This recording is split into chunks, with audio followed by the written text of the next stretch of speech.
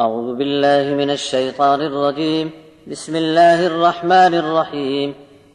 يا أيها النبي حرض المؤمنين على القتال إن يكن منكم 20 صابرون يغلبوا 200 وإن يكن منكم 100 يغلبوا 1000 من الذين كفروا بأنهم قوم لا يفقهون. الآن خفف الله عنكم وعلم أن فيكم ضعفا فإن يكن منكم 100 صابرة يغلبوا 200 وإن يكن منكم 1000 يغلبوا 2000 بإذن الله والله مع الصابرين.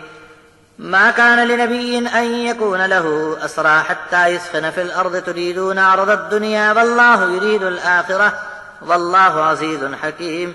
لولا كتاب من الله سبق لمسكم فيما أخذتم عذاب عظيم.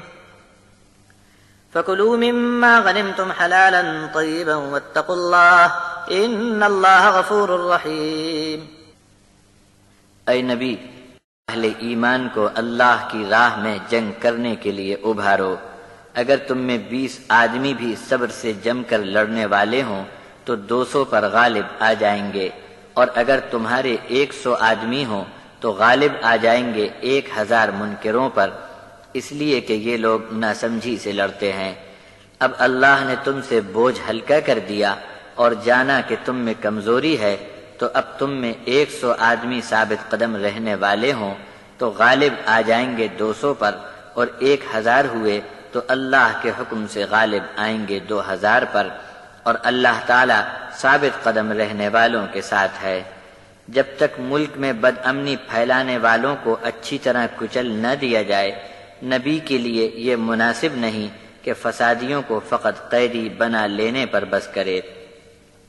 لوگو، تم دنیا کے لینے کا ارادہ کرتے ہو، اور اللہ کا یہ ارادہ ہے کہ تمہاری آخرت بن جائے، اور اللہ تو ہر طرح غالب حکمت والا ہے.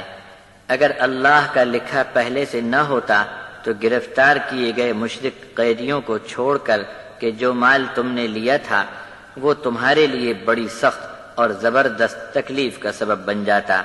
بس اب پاکیزہ اور حلال سمجھ کر کھاؤ جو مال تم نے غنیمت کا حاصل کیا، اور اللہ کا لحاظ رکھو، بے شک اللہ تو بہت ہی غفور اور رحیم ہے.